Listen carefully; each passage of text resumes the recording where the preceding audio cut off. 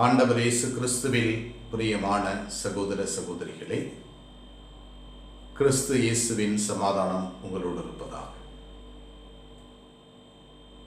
கண்ணுக்கு கண் பல்லுக்கு பல் என்று சொல்லி உள்ளதை கேள்விப்பட்டிருக்கிறீர்கள்.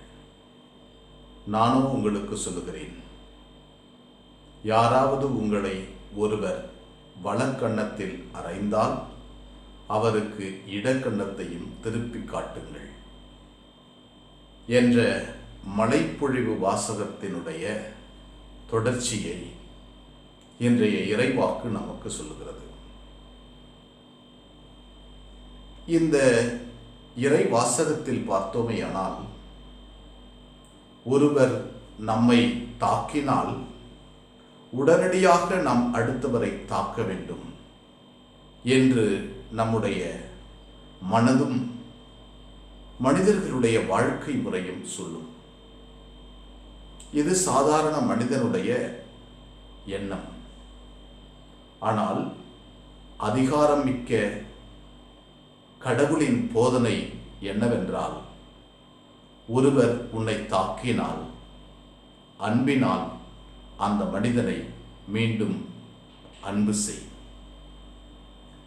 அன்பை கொண்டு தாக்குதல், அன்பை கொண்டு அரவணைத்தல், அன்பை கொண்டு அந்த மனிதனை உன்னுடையதாக மாற்றிவிடுதல், இதை மன்னிப்பு என்ற வளமையான சக்தி மிகுந்த ஒரு கருவி வழியாய் ஆண்டவர் செய்ய சொல்லுகிறார். மன்னிப்பதன் வழியாய் கடவுளின் குணத்தை மனிதன் பெற்றுக் கொள்கிறார். சாதாரண மனிதன் அடித்ததும் உடனடியாக அதை எப்படி திரும்ப தாக்குதல் என்பதுதான் எண்ணம், உண்மை.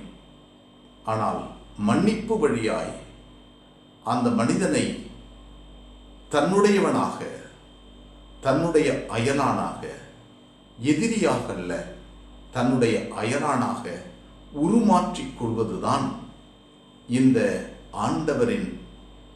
ஆண்டவர் கொடுக்கின்ற இந்த அழகான வழிமுறையினுடைய தத்துவம்.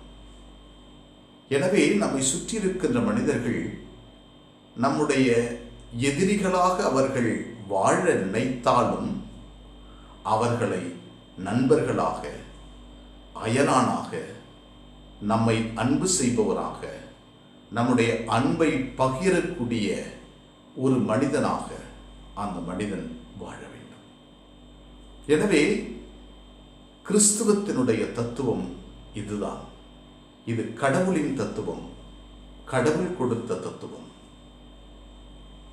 பணம், பொருள் இவைகள் வழியாய் மனிதன் வளர்வதல்ல, மாறாக அன்பு, அமைதி, மன்னிப்பு வழியாய் ஒரு புதிய சமுதாயத்தை உருவாக்குவதுதான் இயேசுவினுடைய எண்ணம்.